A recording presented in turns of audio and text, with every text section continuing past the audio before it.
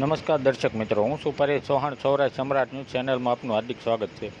માંગરોળ મહાલક્ષ્મી સેવા ટ્રસ્ટ દ્વારા સાચા માઠમ તહેવારને લઈ જનતા તાવડાનું આયોજન.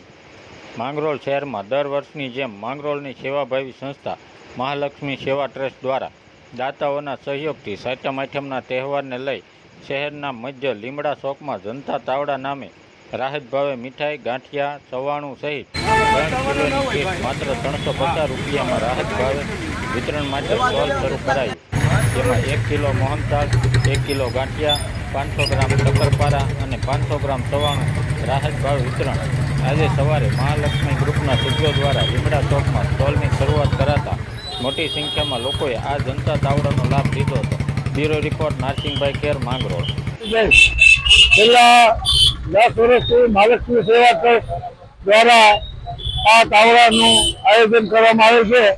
એમાં દરેક મહાલક્ષ્મી સેવા ટ્રસ્ટના ભાઈઓ સતત દિવસ રાત કામ કરે છે અને 1000 કિલો માલ, 1000 કિલો મીઠાઈ, 1000 કિલો ગાંઠિયા, 1000 કિલો શક્કરપારા, 1000 કિલો ચવાણો આવી કીટ રાહત દરે 3 કિલો માલ 350 રૂપિયામાં છેલ્લા 10 વર્ષથી અમે આપીએ છીએ.